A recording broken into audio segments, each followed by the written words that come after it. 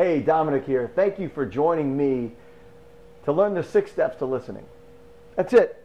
6 things you can do that'll make you a better listener. Now, you may ask yourself, well, why do I want to be a better listener? I'm a great listener. Well, consider that everybody can get better at listening.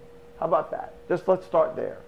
And through my experience of training literally thousands of middle managers, from the executive vice president to the entry-level account managers in hundreds of companies around this country, and I have found that the one skill that every manager can learn and deepen and practice, no matter what level in the organization they are, is the skill of listening. And the reason I say that is because listening is one of those skills that when you practice it, has the ability to improve the quality of your relationships. It doesn't always improve the quality of your relationships. Some relationships are just the way they are. But if you want to improve any relationship in your life, listening is the one skill that if you practice it, I know, will improve those relationships. And by the way, that's for your benefit, not theirs.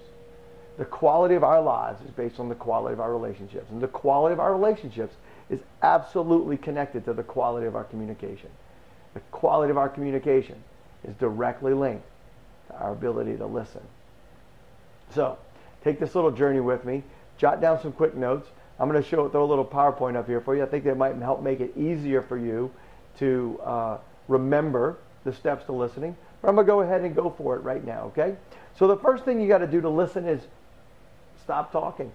Now, Dominic, are all the answers going to be this obvious? Not quite, but it is important to notice that we do a lot of talking. And the first step to listening is to just stop talking. Now, I'm not talking about the internal voice. That's a whole nother class. We'll get to that one later. But just stop the external voice and listen to what people have to say. That's the first thing. The next thing is really hear them out. Let them finish. It's not enough to let somebody start what they're saying, but you really got to hear them out. Now, this is these first two steps are the setting for the whole dynamic that occurs, then I call listening. So it's not enough to just stop talking. You want to address that little internal voice. You can turn the volume down there. That'd be great. Hear them out. Hear everything they have to say. You know, when you finish someone's sentence, it seems like you're in sync, but you're not. It really does damage. So, stop talking. Hear them out. Hear what they have to say. Understand what they're telling you. And not just the words, the feelings, the emotions, but the scenario, the situation itself. Stephen Covey, in one of the 7 Habits of Highly Effective People, made it very clear. If you want to be highly effective, you must seek first to understand before being understood. It starts with stopping the talk, stopping your talking, hearing people out, understand where they're coming from. Now look, here's what happens.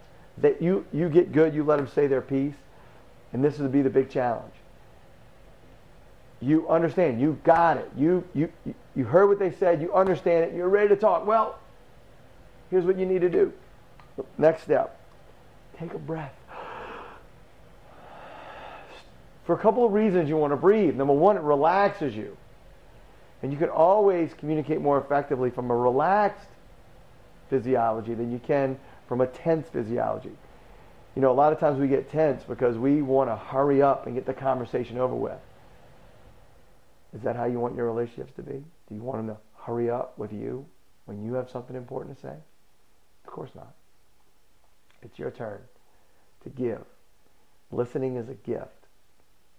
If you can continue to give that gift of listening, really understand somebody, when you're ready to talk, take a deep breath, or do what I do sometimes. Take a bottle,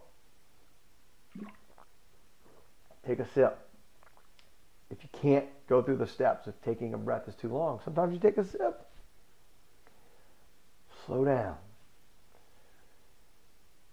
If they've done all the talking and you take a breath, if the next thing out of your mouth is what you want to say, I'm going to say stop. You don't really understand yet. You've got to uncover the meaning. They're done giving you the first round of information when they talk. But the truth is, nobody ever really says what they mean the first time out. Even if they did, you can't be sure that your brain actually interpreted it the same way that they meant it. The only way to do that is to uncover the meaning. Now, the simplest way, the absolute simplest tool that I can give you is to ask one question when they're done talking. You could say something as simple as, how do you mean? Yeah. Or, could you say more about that? Help me understand what you're saying. What was that like for you? All of those are variations of, how do you mean? You're a jerk.